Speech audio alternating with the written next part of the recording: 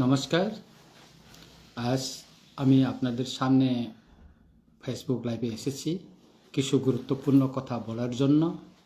কারণ গতকাল আগরতলায় একাংশ সাংবাদিকদের যে গণ অবস্থান হয়েছে, সেখানে আমাদের ত্রিপুরার বিধানসভার মাননীয় ডেপুটি স্পিকার তথা স্পিকার ইনচার্জ রামপ্রসাদ পাল মহোদয় এবং আমার সম্পর্কে যে বক্তব্য রাখা হয়েছে এবং যে এজেন্ডা নিয়ে গণ অবস্থান করা হয়েছে, সেই বিষয়ে আমি একটু আজকে আলোকপাত করব আপনাদের সামনে পুঙ্খানুপুঙ্খভাবে। দ্বিতীয়ত হচ্ছে, আমারটা নেটটা একটু গণ্ডগোল হচ্ছে। দ্বিতীয়ত হচ্ছে সাংবাদিক বন্ধুদের যে দাবি দেওয়া নিয়ে যে আন্দোলন, তার প্রতি আমার সম্পূর্ণ সমর্থন আছে, সহানুভূতি আছে এবং তাদেরকে আমি সহযোগিতা করার জন্য সব সময় তৈরি আছি। ত্রিপুরা বিধানসভায় আমি সাংবাদিকদের বিভিন্ন সমস্যা নিয়ে আমি কথা উঠিয়েছিলাম এবং আমাদের মন্ত্রী মহোদয়কেও সাংবাদিকদের সমস্যা নিয়ে আমি চিঠি লিখেছি। সেটা আপনারা দেখেছেন, আমার ফেসবুকেও আমি দিয়েছি। এখন গতকালে যেটা গণঅবস্থান সাংবাদিক ভাইদের একাংশে, সবাই না, সেখানে দুইজন ব্যক্তির যে সমস্যা বর্তমানে, সেই সমস্যা থেকে তারা কিভাবে মুক্ত হতে পারে সেই টার্গেট করে গতকালে গণঅবস্থানটা করা হয়েছে বলে আমি মনে করি। কারণ দেখা গেছে দুজন কালো চশমা পরা, একজন কালো চশমা পরা খুব চিল্লাইয়েছেন, টাইগার নেতা, টাইগার নেতা। এই লোকটা কালকে কালো চশমা পরে খুব চিল্লাইছে। কেন চিল্লাইছে? কারণ ওনার এগেনস্টে রঞ্জিত দেববর্মা এফআইআর করেছে পশ্চিম থানায়, এখনো রেজিস্ট্রেশন হয়নি। আমি তারপর সারা ভারতবর্ষের বিভিন্ন প্রান্তে চিঠি লিখেছি। আমাদের মাননীয় রাষ্ট্রপতি মহোদয়ের নিকটও আমি চিঠি পেয়েছি এবং চিঠি রিপ্লাই পেয়েছি এবং তার পজিটিভও লেটারটা আমার কাছে আছে। ব্রডকাস্টিং মিনিস্টারের কাছেও আমি লিখেছি, ওনারও চিঠি আমার কাছে এসেছে। এভাবে অনেক জায়গায় আমি চিঠি লিখেছি, সব জায়গার চিঠি আমি রিপ্লাই পেয়েছি। সরকারকে তার বিরুদ্ধে একটা ব্যবস্থা নেওয়ার জন্য এখানে সুপারিশ করা আছে, লেখা আছে। শুধু তাই নয়, ত্রিপুরার বিধানসভায় প্রিভিলেজ একটা কমিটি আছে। ওই কমিটিতে অনেক বিধায়কের অভিযোগ রয়েছে এবং বারবার ওই কালা চশমা ব্যক্তিকে প্রিভিলেজ কমিটির মিটিংয়ে থাকার জন্য চিঠি দিয়ে জানানো হলেও উনি উপস্থিত হয়নি। নানান অজুহাত দেখিয়ে উনি আসেননি, অসুস্থতার অজুহাত দেখে আসেননি, নানান সমস্যার কারণ দেখে উনি আসেননি। ইদানিং আমিও সেখানে একটা অভিযোগ দাখিল করেছি। শুধু তাই নয়, যে দীর্ঘদিন আমি যেটা প্রক্রিয়া, একটা আইনি লড়াই করতে গিয়ে যে প্রক্রিয়া দরকার, সে প্রক্রিয়া আমি সম্পূর্ণ করেছি এবং হাইকোর্টে একটা কেস করার জন্য আমি ইতিমধ্যেই তৈরি হয়েছি এবং দিল্লি এবং উত্তর পূর্বাঞ্চলের কিছু অভিজ্ঞ অ্যাডভোকেটদের সঙ্গে আমি কথা বলেছি যে কিভাবে কেসটা করা যায়। আমি খুব শীঘ্রই কেস আমি হাইকোর্টে করতে যাচ্ছি। কারণ উনি যেভাবে সাংবাদিকের মুখোশ পরে এবং নিজের চ্যানেল, ইলেকট্রনিক এবং প্রিন্ট মিডিয়া হাতে নিয়ে মানুষের সঙ্গে যেভাবে উনি ব্ল্যাকমেল করেছেন, এটা ত্রিপুরার অনেকেই জানেন। রাজনৈতিক নেতৃত্ব হোক, ব্যবসায়ী হোক, অন্যান্য বিভিন্ন অংশের মানুষের সঙ্গে ওনার ব্ল্যাকমেলের অনেক কাহিনী আমি শুনেছি। শুধু তাই নয়, শুধু মানুষকে উনি ব্ল্যাকমেল করছে না, সাংবাদিক জগতের অনেক সাংবাদিক, বিভিন্ন চ্যানেল বা বিভিন্ন যারা কর্ম করছেন, তাদের সম্পর্কেও আমি কিছু বলবো। ওনারা চায় বিভিন্ন রাজনৈতিক দলের সঙ্গে, বড় রাজনৈতিক দলের সঙ্গে তারা কন্ট্রাক্ট করে যে এই নির্বাচনে আমরা আপনাদের হয়ে প্রচার করব, আপনারা আমাদেরকে সমর্থন দেন, আমাদেরকে আর্থিক সাহায্য করুন, এইভাবে একটা চুক্তিবদ্ধ করে তারা একটা কন্ট্রাক্ট নেয়। এইভাবে কন্ট্রাক্ট নিয়ে তারা কয়েকজন মিলে সেই অর্থটা তারা নিজেদের ভিতরে বিলি বন্টন করে তারা এই কাজটা করে থাকে এবং তারা নিজেরাই ধনী হচ্ছে। আর যারা প্রকৃত সাংবাদিক, যারা মাঠে কাজ করছে, তারা কিছু পাচ্ছে না। তাই আজকে যে সাংবাদিক বন্ধুরা গতকাল এসেছে, একাংশ যারা সাংবাদিকরা এসেছে, তারা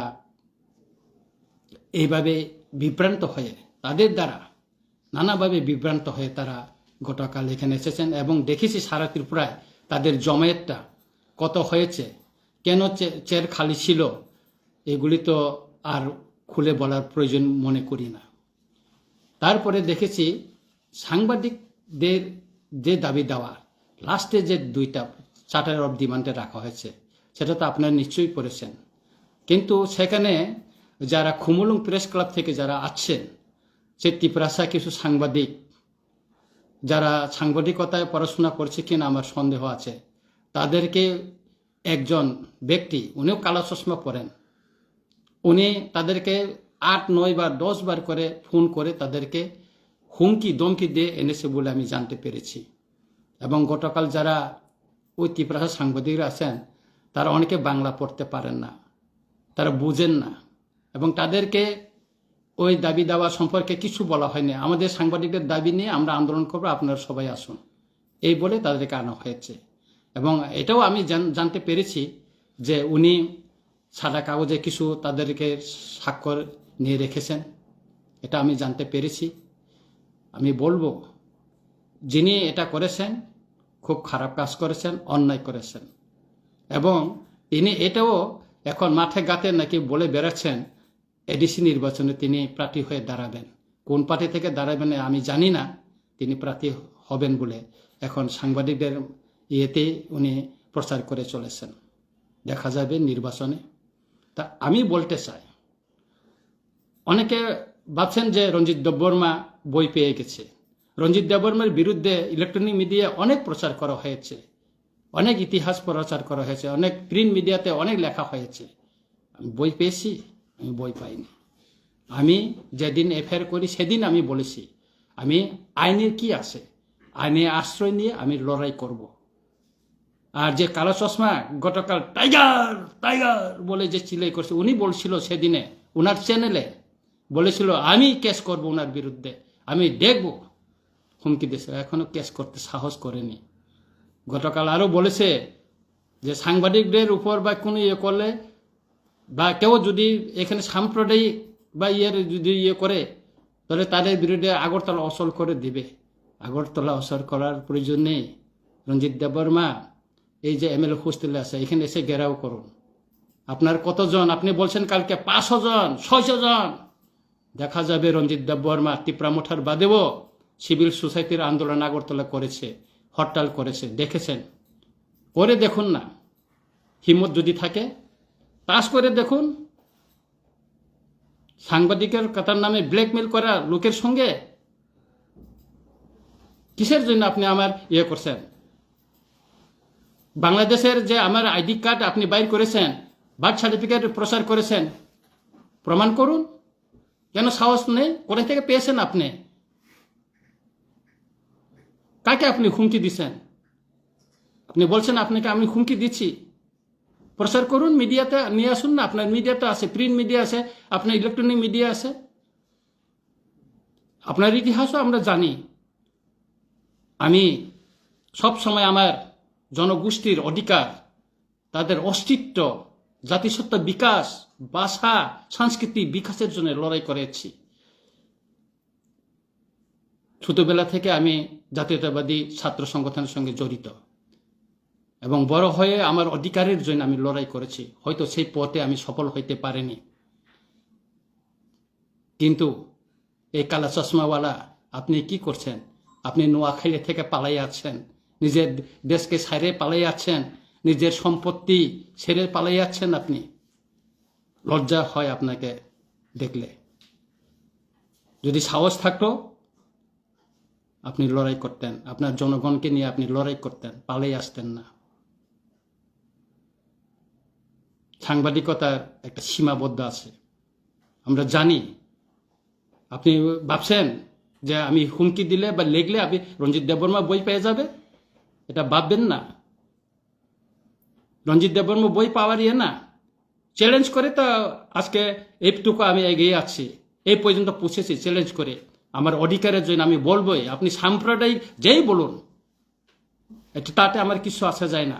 আমার ত্রিপুরার অধিকারের জন্য, সব জনগোষ্ঠীর অধিকারের জন্য আমি কথা বলবো, কেন বলবো না? বলছি না, আমার সঙ্গে সবসময় বাঙালিরই থাকে, আমার পিএসও বাঙালি, সব তো আমি বাঙালি থাকি। আমি ছোটবেলায় আগরতলায় পড়াশোনা করেছি, নেতা স্কুল পড়াশোনা করেছি, উমাকান্তে, বুর্জং, সবখানে আমি পড়াশোনা, এমবিবি কলেজে পড়াশোনা করেছি। 90% বাঙালি তো আমার বন্ধু। অনেক জায়গায় আজকে চিকিৎসা করতে গেলে আমাকে পয়সা দিতে হয় না। আর এই বন্ধু আপনাকে অনেক দিনের পর দেখা হইল বলে, আর কালো চশমা পরে, মুখোশ, সাংবাদিকের মুখোশ পরে আপনি কি বলতে চাইছেন? দেখুন, করুন, মেমোরেন্ডাম তো দিয়েছেন, দেন না। আপনার আগে তো আমি দিয়েছি চিঠি। আপনি বিভ্রান্ত মানুষকে করছেন, আমাকে করতে পারবেন না। আইনের যদি আপনার সাহস থেকে কেস করুন, দেখব, লড়াই করব। অনেক কেস আমি করেছি, লড়াই করি তো আমি এই জায়গায় আজকে পৌঁছেছি। এই হুমকি দমকি এটা আমার সঙ্গে চলবে না। পিছন থেকে আবার কম্প্রোমাইজ করার জন্য আপনি চেষ্টা করছেন, পিছন থেকে কম্প্রোমাইজ করাও আপনি চেষ্টা করছেন। আমি বলে দিয়েছি, যার সঙ্গে আপনি কম্প্রোমাইজ করার জন্য চেষ্টা করছেন, আমি ওনাকে বলে দিয়েছি হাত জোড়াট করে, আমি আইনের লড়াই করব। আমি বলেও দিয়েছি ওনাকে, আপনার সঙ্গে আমার ব্যক্তিগত কোনো শত্রুতা নেই। আপনি আমার বিরুদ্ধে লাগাতার আপনার পত্রিকা, আপনার চ্যানেলে মিথ্যা কথা, ফেক ডকুমেন্টস বানিয়ে প্রচার করছে বলে আজকে আমি আইনের আশ্রয় নিয়েছি। এটা কি সাম্প্রদায়িক উত্তেজনার আমি ইয়ে করেছি? সারা ত্রিপুরার মানুষ জানে আপনি কে। আজকে সাংবাদিকদের বন্ধুদের জন্য আপনি যদি সত্যিই লড়াই করতেন, তাদের কথা ভাবতেন, সব সাংবাদিক কালকে এখানে হাজির হতেন। কেন আসেনি? 256টা মাইক লাগিয়েছেন আগরতলায় বলে প্রচার করেছেন আপনারা। আপনারা নাকি নিরপেক্ষ হলে তাহলে এজেন্ডা, লাস্টের এজেন্ডা 2টা থাকলো কেন? কেন আপনি বিধানসভার প্রিভিলেজ কমিটিতে আপনি উপস্থিত হননি? আইনের লড়াই করতে কেন বই পাচ্ছেন আপনি? আপনার টাকার পয়সা অনেক আছে, আমি জানি। আপনি কিভাবে হয়েছেন সেটাও জানি। একটা সাংবাদিক করে আপনার এত সম্পত্তি হইল কিভাবে? কিভাবে আপনার এত সম্পত্তি হইল? সেটাও দাবি উঠবে একদিন ইনকোয়ারি করার জন্য। সাংবাদিকরা করে কোথায় পয়সা পেয়েছেন, এত সম্পত্তি কিভাবে আপনার হইল, সেটাও একদিন দাবি উঠবে। আন্দোলন শুধু আপনি করেন নাই, ছোটবেলা থেকে আমি আন্দোলন করে এসেছি, আন্দোলন করে বড় হয়েছে, আমি এখনো করে আছি। আন্দোলনে বই দেখাবেন। এই 500-600 সাংবাদিক, এই হকার্স টকার্স, ওই যে প্রেসের এই সুতো পিয়ন টিয়ন আইনা জমায়েত করে টাকা পয়সা দিয়ে বাদ খাওয়াইয়া মিথ্যা কথা বলে এই হুমকি দেখাবেন না। আমি বই পাওয়ার ছেলে না, আমি মর্যাদা নিয়ে লড়াই করি। টাইগার টাইগার বলে চিল্লাচ্ছেন আপনি, হ্যাঁ? তা আপনি নামটা আপনি দেন নাই, আমার মহারাজ আমাকে নাম দিয়েছেন টাইগার বলে। সবাই টাইগার বলে আমাকে ডাকে। কি করবেন আপনি? কি করবেন আপনি? কি করবেন? কি করতে পারবেন আপনি? কিছু করতে পারবেন না। ওই কালা চশমা পরে কিছু কিছু সাংবাদিককে 2000-1000 থেকে সাহায্য করে নিজের ফেসবুকে, নিজের পত্রিকায়, চ্যানেলে দেখাতে পারবেন, এসের বেশি করতে পারবে না। আমি তো ফেসবুক চালাই, আমি তো ফেসবুক করি, আমি তো ইউটিউব চ্যানেল একটা খুলে আপনার মতন আপনার এগেনস্টে আমিও অনেক প্রচার করতে পারি, করি না। কারণ আপনার মতন আমার মানসিকতা না। আপনি অনেকজনের নামে বাংলাদেশের অনেক ফেক ডকুমেন্টস বাইর হয়েছে, আপনি কারোর তা প্রচার করেন না আপনার চ্যানেলে, আপনার পত্রিকায়। শুধু রঞ্জিত দেববর্মা। কেন? রঞ্জিত দেববর্মা একজন উপজাতি এমএলএ। আপনার মনে জাতিগত বিদ্বেষ আছে, হিংসা আছে, কারণ আপনি এই দেশের লোক ছিলেন না। আপনি পালিয়ে এসেন, এখানে অবৈধভাবে বসবাস করছেন, নাগরিক হয়েছেন। এটা সত্যি কিনা আপনি বলুন। সুতরাং আইনের লড়াই করবই আমি। আপনি এই আন্দোলন, পেটুয়া আন্দোলন করে আমাকে দমাতে পারবেন না। লেখেন, কালকে লেখেন, লিখে দিন আপনার পত্রিকায় রঞ্জিত দেববর্মা। লেখেন না, আমি তো বই পাই না। আপনি তো অনেক লেখছেন, কেন থামলেন এখন? কেন থেমে গেল আপনি? লেখেন না, প্রচার করেন। আমি তো আপনাকে না করছি না, ফোন করে তো বলছি না আপনারা তো প্রচার করবেন না। করেন না, আপনি করতে থাকুন। সাংবাদিক মুখোশ পরে আপনি আবার হুমকি দিচ্ছেন। জনপ্রতিনিধি হতে অনেক চেষ্টা করছেন, 2018, 2023 আপনি চেষ্টা করছেন একটা রাজনৈতিক দলের হয়ে। পারলেন না তো, পারলেন না। আর মহারাজা আমাকে একটা সুযোগ দিয়েছেন, আর আমি আজকে জনগণের ভালোবাসা পেয়ে, আমার জাতির সবার ভালোবাসা এবং সহযোগিতা পেয়ে আজকে আমি জনপ্রতিনিধি হয়ে তাদের হয়ে কথা বলছি এবং বলবো। শুধু আমার জনগোষ্ঠী না, সব জনগোষ্ঠীর কথাই আমি বলি বিধানসভায়। আমার এলাকাতে আছে দেখুন, বাঙালি এলাকাতে আমি কি রাস্তা করে দিয়েছি দেখুন, ত্রিপুরা এলাকাতে আমি কি করেছি দেখুন। অনেক সাংবাদিক বন্ধু আছে ক্ষয়ে, তাদেরকে জিজ্ঞেস করুন। আর আপনি হুমকি দিচ্ছেন, বাইর করেন না আমার বিরুদ্ধে। অনেকের তো দুর্নীতি, অনেকটা ডেলি অন্যান্য পত্রিকায় বাইর হয়। এই সম্পর্কে আপনি কথা বলেন না কেন? কেন কথা বলেন না আপনি? একজন মন্ত্রীর অনেক সম্পত্তির ব্যাপারে উঠছে, আপনি কেন বলেন না? তাদের কথা কেন প্রচার করেন না? কত টাকা পেয়েছেন আপনি সেখান থেকে? সুতরাং হুমকি দিয়ে চলবে না। আজকে আমার ফেসবুকে বাংলায় আসার আমার ইচ্ছা ছিল না। গতকাল যাভাবে চিল্লানো হয়েছে দেখেছি তো, চশমা পরা দুজন খুব চিল্লাইছেন। আপনি মনে করছেন রঞ্জিত দেববর্মা বই পেয়ে গেছে? আগরতলাতে আছে। আগরতলা তো বাঙালি অধ্যুষিত এলাকাতে আমি আছি।